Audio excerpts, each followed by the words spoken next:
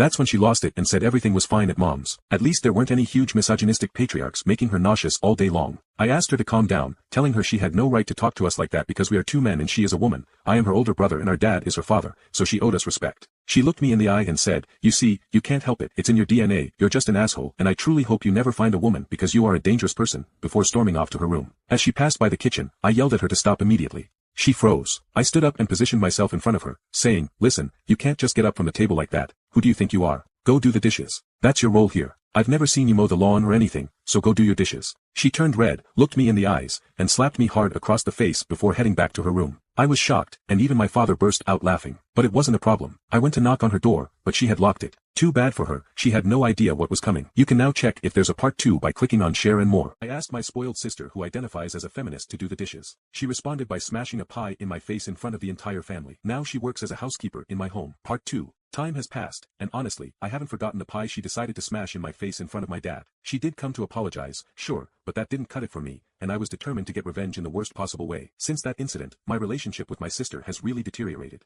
One beautiful autumn day, my grandfather passed away. It was sad news for the family but not for me. I was very close to him and had helped him a lot during his illness, so he decided in his will to leave me his vacation home. This was great news because I was planning to leave my father's house to start my work in the city as an independent trader. I had gotten in through the back door but had been recruited by a major bank in my country. My sister was green with envy, but she was selfish and hardly ever visited our grandparents, so I thought the decision was quite logical. She also wanted to move to the city to follow in our mom's footsteps, but she realized it wasn't so easy to achieve.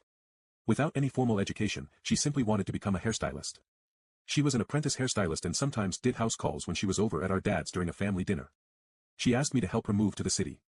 I looked at her and said, "Do you remember the pie you smashed in my face 3 years ago?" My dad laughed again this time. "Well, I haven't forgotten it, and believe me, I will never help you."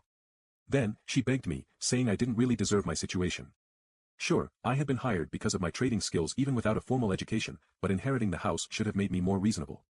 I told her to get lost. My sister did manage to earn some money with her hairstyling work and the many people she styled at our dad's place or in their homes. So, I offered to help her with the security deposit, just until she could build up her clientele in the city, in case she took an apartment. She jumped at the opportunity and found a small studio of 140 square feet. I helped her with the deposit and the first month's rent, and she started to give it her all to build a new clientele in the city. However, I kept a spare key to her apartment as a form of security in case she decided not to work. She started doing everything to find her first clients.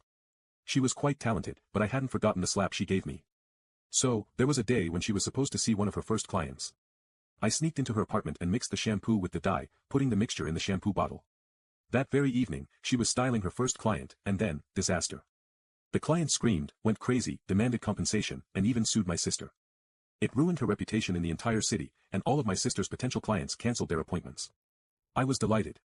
Honestly, my sister came to my door a month later, crying and telling me all about it. I told her I was sorry, probably the shampoo was defective. Tough luck, and I added, she asked me for a solution. You want a solution? Little brat. No problem. I asked you to do the dishes when you hit me with the most humiliating pie of my life. Today, if you want to stay in your apartment, I want you to work as a housekeeper in my house. Is that clear? She started crying, said it went against her principles, and that she wouldn't do it. So, I slammed the door in her face. 3 hours later, she sent me a message saying she would start tomorrow if I wanted.